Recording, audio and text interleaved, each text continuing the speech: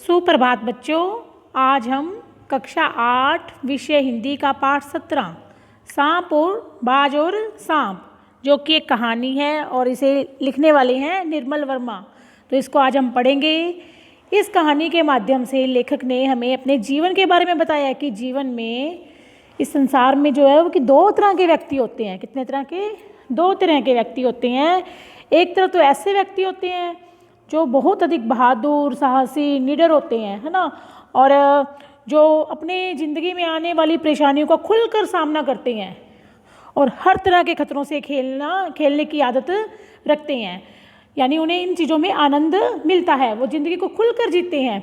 और एक तरफ ऐसे लोग होते हैं जो कायर, नासमझ और संतुष्ट और डरपोक होते हैं, और जो कुछ भी उन्हें भगवान ने दे दिया, यानी जो कुछ भी उनके पास है उसी से वे पूर्ण रूप से संतुष्ट होते हैं।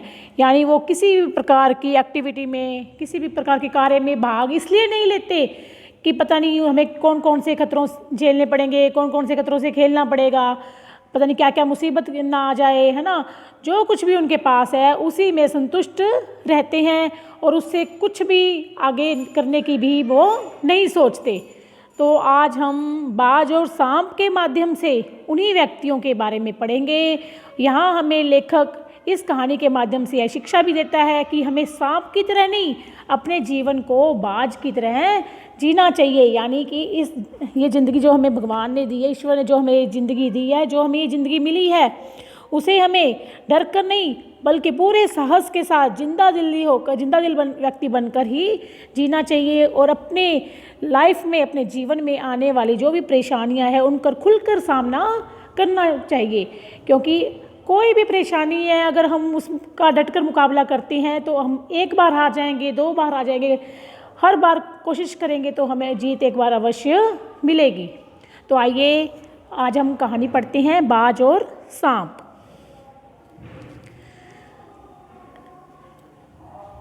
समुद्र के किनारे ऊंचे पर्वत की अंधेरी गुफा में एक सांप रहता था।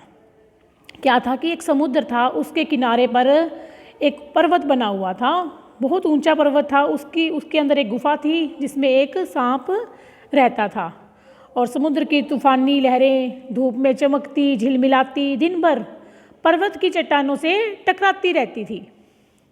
पर्वत की अंधेरी घाटियों से, अब पर्वत इतना बड़ा था तो उसकी अंधेरी जो घाटियाँ थी उसमें से एक नदी भी बहती थी, अपने रास्ते पर बिखरे पत्थरों को तोड़ती हुई। अब नदी पहाड़ों पर से जब बहती है तो जो भी उसके रास्ते में पत्थर आते हैं उनको वो तोड़ती हुई, शोर मचाती हुई नदी बड़े ज़ोर से समुद्र की ओर लपक जाती थी।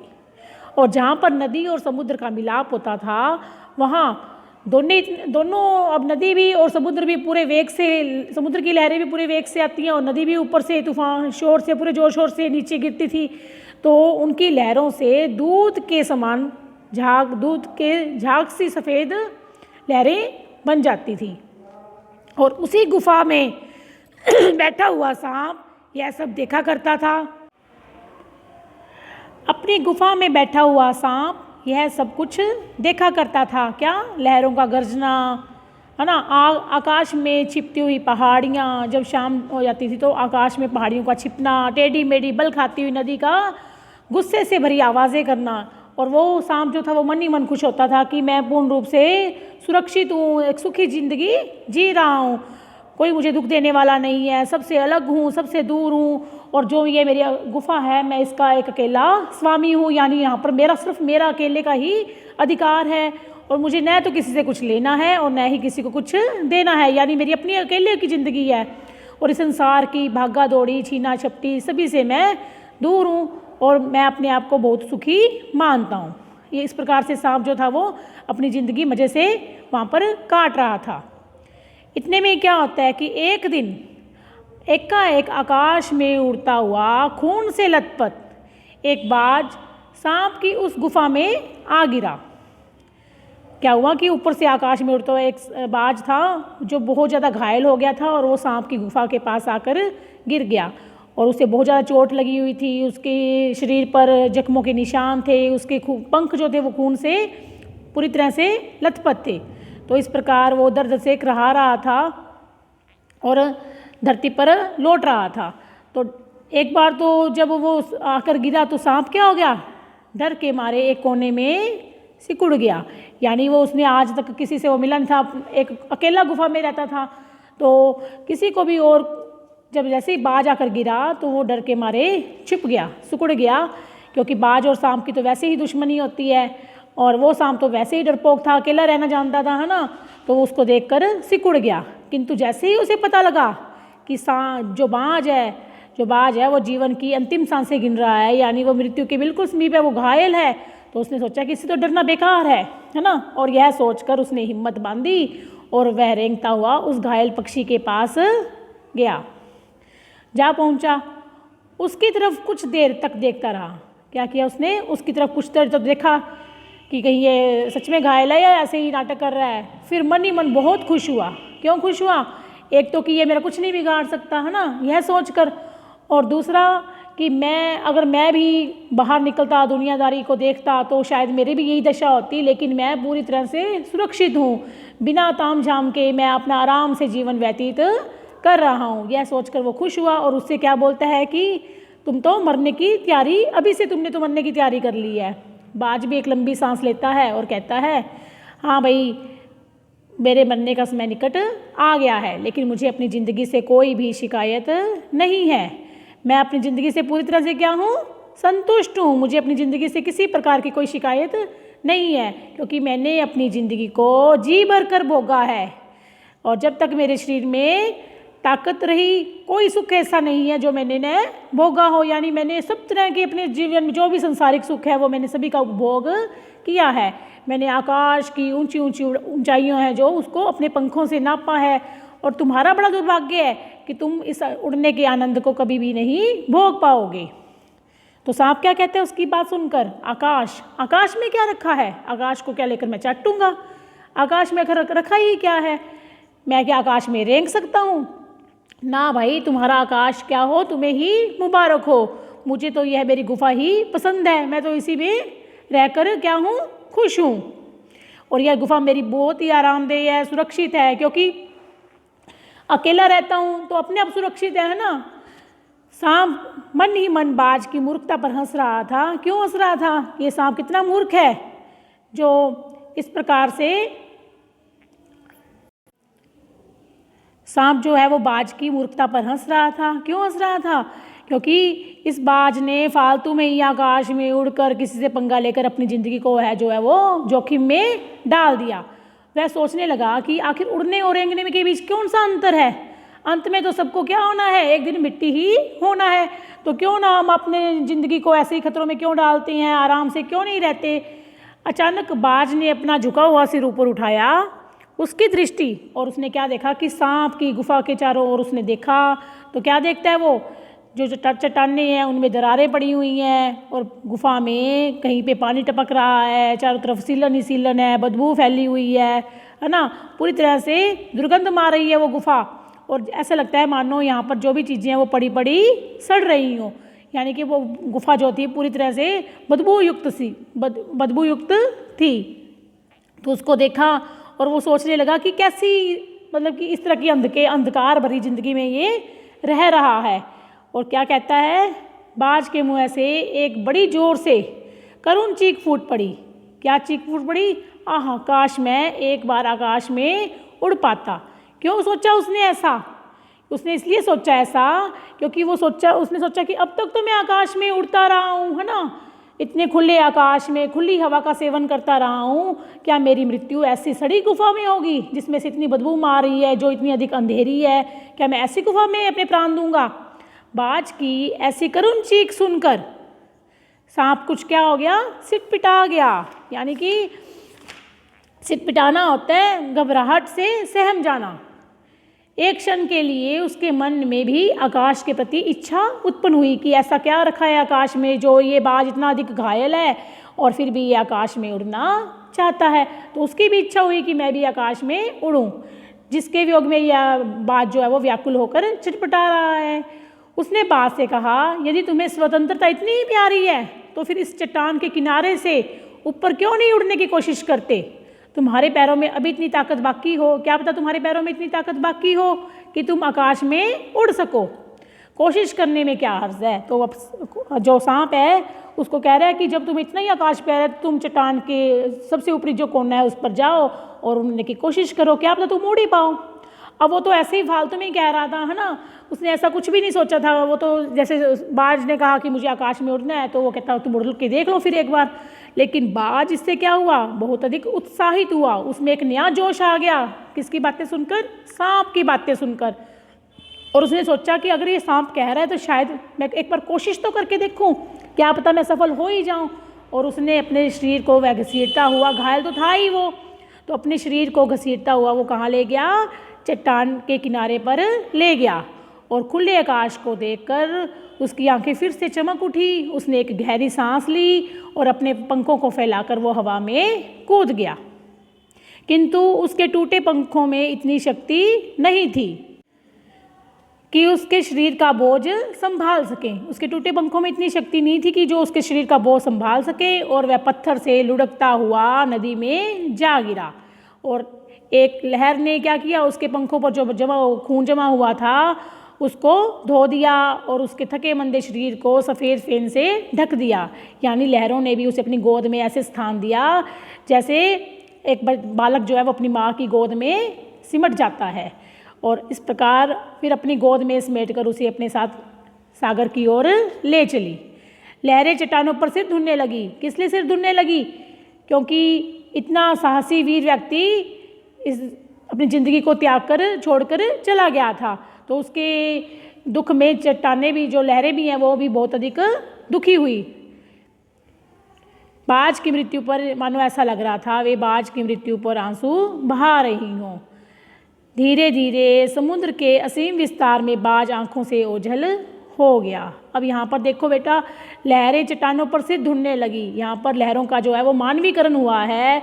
अब लहरों का चट्टानों से टकराना तो एक स्वाभाविक क्रिया है ना, लेकिन यहाँ पर उनका मानवीकरण करके लेखक ने क्या दर्शाया है कि लहरें जो थी वो ऐसा लग रहा था मानो चट्टानों पर सिर इसलिए पटक रही हों कि वो भी बाज की मृत्यु से क्या हों, बहुत ज़्यादा दुखी हों। चट्टान की खोखल में बैठा हुआ सांप बड़ी देर तक बाज की मृत्यु और आकाश के लिए उसके प्रेम के विषय में सोचता रहा। अब वो भी सोचने लग गया कि इतना घायल होने पर भी ऐसा क्या था आकाश में जिसके लिए उसने अपने प्राण तक दे डाले। आकाश की असीम शून्यता में ऐसा क्या आकर्षण छिपा है जिसके लिए बाज ने अपने प्राण गंवा दिए। वह खुद तो मर गया, लेकिन जो सांप क्या कहता है कि मेरे दिल का तो चैन अपने साथ ले गया, कि ऐसा क्या है आकाश में जिसके लिए वो प्राण दे गया। न जाने आकाश में ऐसा क्या खजाना रखा है। एक बार तो मैं भी वहाँ जाकर उसके रहस्य का पता अवश्य लगाऊंगा। कम से कम उस आकाश का स्वाद तो चख लूँ कि जिसके लिए बाज ने अपने प्राण गंवा दिए। यह कहकर सांप ने अपने शरीर को सिकोड़ा और आगे रेंगकर अपने को आकाश की शून्यता में छोड़ दिया। और फिर क्या हुआ, धूप में क्षण भर के लिए सांप का शरीर बिजली की लकीर सा चमक गया। यानी कि अभी तक तो उसने कभी अपने शरीर को धूप भी नहीं लगवाई थी, है ना, अंधेरी गुफा में पड़ा रहता था। तो जैसे ही वो बाहर निकलकर उसने अपने आप को आकाश में उड़ने के लिए तैयार हुआ, तो धूप की एक जो धूप से उसका शरीर जो है वो बिजली की लकीर के भांति चमकने लगा। लेकिन उसने तो जिंदगी भर क्या सीखा था, केवल रेंगना सीखा था, है ना। तो अब वह भला क्या उड़ पाता। नीचे छोटी छोटी चट्टानों पर धप से सांप जा गिरा। ईश्वर की कृपा से बेचारा बच गया, नहीं तो मरने में क्या कसर बाकी रही थी। अब सांप हंसते हुए कहने लगा कि यही आनंद है उड़ने में, भर पाया मैं तो। पक्षी भी कितने मूर्ख होते हैं, धरती के सुख से अनजान रहकर आकाश की ऊंचाइयों को नापना चाहते हैं। किंतु अब मैंने जान लिया कि आकाश में कुछ नहीं रखा। क्या कहता है वो कि आकाश में कुछ नहीं रखा, केवल ढेर सारी रोशनी है वहाँ पर, और शरीर को संभालने के लिए न तो कोई स्थान है और न ही कोई सहारा है। और ये पक्षी तो फालतू में ही डिंगे हाँकते फिरते हैं, किंतु धरती के प्राणियों को इतना छोटा इसीलिए डिंगे हाँकते हैं कि हम आकाश में उड़ पाते हैं। ऐसा क्या है आकाश में, और इसीलिए वो धरती के प्राणियों को भी छोटा समझते हैं। अब मैं उनसे कभी भी धोखा नहीं खाऊंगा। मैंने आकाश देख लिया और खूब देख लिया। बास तो बड़ी बड़ी बातें बनाता था, आकाश के गुण गाते थकता नहीं था। उसी की बातों में आकर मैं आकाश में कूदा था। ईश्वर भला करे मरते मरते बच गया। यानी कि जो सांप था ऐसी प्रकृति का था जो व्यक्ति एक बार केवल कोशिश करते हैं किसी की बातों में आकर भी, यानी कि कोई अगर इन्हें मोटिवेट भी करता है, उनको उत्साहित भी करता है, तो केवल उसकी बातों में आकर एक बार कोशिश करते हैं और उसमें अगर वो हार जाते हैं तो वो कभी फिर से कोशिश नहीं करते। और वो सांप भी ऐसा ही है, इसीलिए वो कह रहा है कि अच्छा हुआ मैं तो ईश्वर का भला है जो मरते मरते बच गया। अब तो मेरी यह बात और भी पक्की होगी कि अपनी खोखल से बड़ा सुख और कहीं नहीं है। धरती पर रेंग लेता हूँ, मेरे लिए यह बहुत कुछ है। मुझे आकाश की स्वच्छंदता से क्या लेना देना, न वहाँ छत है, न ही कोई दीवार है, और न ही रेंगने के लिए कोई ज़मीन है। मेरा तो सिर चकराने लगता है, दिल कांप कांप जाता है। अपने प्राणों को खतरे में डालना कहाँ की चतुराई है। अब सांप क्या कहता है कि अपने प्राणों को खतरे में डालना कहाँ की चतुराई है। और सांप सोचने लगता है कि बाज तो बेचारा अभागा था जिसने आकाश की आज़ादी को प्राप्त करने के लिए अपने प्राणों की बाजी लगा दी। अब वो सांप जो है वो अपने विचार रख रहा है ना, कि सांप जो है वो डरपोक है, बुज़दिल है, तो इसलिए अपने वो विचार रख रहा है कि बाज तो बेचारा क्या था, भाग्यहीन था जिसने आकाश की आज़ादी को प्राप्त करने के लिए अपने प्राण फालतू में ही गंवा दिए। किंतु कुछ देर बाद सांप की आश्चर्य का ठिकाना नहीं रहा। उसने सुना चट्टानों के नीचे से एक मधुर रहस्यमय गीत की आवाज़ उठ रही है। पहले उसे अपने कानों पर विश्वास नहीं हुआ, लेकिन बाद में वो गीत जो था वो साफ साफ सुनाई देने लगा। वह अपनी गुफा से बाहर आया और चट्टान से नीचे झांकने लगा तो सूरज की सुनहरी किरणों में समुद्र का नीला जल झिलमिला रहा था। चट्टानों को भिगोती हुई समुद्र की लहरों में गीत के स्वर फूट रहे थे। यानी कौन गीत गा रहा था? समुद्र की लहरें। और वो क्या कह रही थी समुद्र की लहरें? हमारा यह गीत उन लोगों के लिए है जो अपने प्राणों को हथेली पर रखे हुए घूमते हैं। किनके लिए? जो अपने जीवन में आने वाली कठिनाइयों से, परेशानियों से घबराकर कोने में नहीं छिपते, बल्कि उन खतरों का सामना करते हैं। तो हमारा यह गीत उनके लिए है। चतुर वही है जो प्राणों की बाजी लगाकर जिंदगी के हर खतरे का बहादुरी से सामना करे। यानी वो लहरें क्या कहती हैं कि चतुर व्यक्ति कौन है, बुद्धिमान कौन है, जो अपने प्राणों को बाजी लगाकर, यानी प्राणों की बाजी लगाकर, यानी अपनी जिंदगी को खतरे में डालकर बहादुरी से इस खतरों का सामना करे। ओ निडरबाज, शत्रुओं से लड़ते हुए तुमने अपना कीमती रक्त बहाया, पर वह समय दूर नहीं जब तुम्हारी खून की एक एक बूंद जिंदगी के अंधेरे में प्रकाश फैलाएगी और साहसी बहादुर दिलों में स्वतंत्रता और प्रकाश के लिए प्रेम पैदा करेगी। यानी जो भी बहादुर व्यक्ति हैं, निडर व्यक्ति हैं, वो तुम्हारी ज़िंदगी से प्रेरणा लेंगे। तुमने अपना जीवन बलिदान कर दिया, किंतु फिर भी तुम अमर हो। जब तक साहस और वीरता के गीत गाए जाएंगे, तुम्हारा नाम बड़ी श्रद्धा और गर्व से लिया जाएगा। यानी कि आपकी कक्षा 7 में भी एक पाठ आया था, वीर कुंवर सिंह। यानी जो भी वीर होते हैं उनको लोग हमेशा याद रखते हैं। उनकी वीरता के किस्से गीतों के माध्यम से, कहानियों के माध्यम से हमेशा लोगों को क्या करते हैं, प्रेरित करते हैं। तो उसी प्रकार से इस बाज के बारे में कहा गया है कि तुमने तो अपना बलिदान कर दिया, लेकिन तुम अमर हो। अमर क्यों हो? जो कभी ना मरे। यानी लोगों के दिलों में जो हमेशा रहे, तुम्हारी जो वीरता है उसके किस्से हमेशा गीत जो गीतों के रूप में हमेशा गाए जाएंगे। हमारा गीत जिंदगी के उन दीवानों के लिए है जो मरकर भी मृत्यु से नहीं डरते। यानी जो मर जाते हैं लेकिन फिर भी वो मृत्यु से नहीं डरते, उनको मृत्यु नहीं डरा पाती। हमारा यह गीत उन लोगों के लिए है। तो यह गीत जब सांप भी सुनता है ना, तो इस पाठ से हमें यह शिक्षा मिलती है बेटा कि ज़िंदगी में कितनी भी कठिनाइयाँ क्यों ना आ जाएं, हमें उनसे घबराना नहीं चाहिए। हमें हर परीक्षा में, हर प्रतियोगिता में भाग लेना चाहिए। हमारे स्कूलों में भी बहुत सी एक्टिविटीज़ करवाई जाती हैं, है ना, तो हमें भी उनमें ये सोचकर कि मैं पीछे रह जाऊंगा, मैं आगे नहीं बढ़ पाऊंगा, यह सोचकर हम भाग ना लेंगे तो हम पीछे ही रह जाएंगे। अगर हम भाग लेंगे, एक बार हम पीछे रहेंगे, 2 बार रहेंगे, लेकिन तीसरी बार हम अवश्य जीतेंगे। तो हमें ज़िंदगी में हर क्षेत्र में आगे बढ़ना चाहिए और ज़िंदगी में जो भी परेशानी है उनका डटकर सामना करना चाहिए और बहादुर बनना चाहिए। धन्यवाद।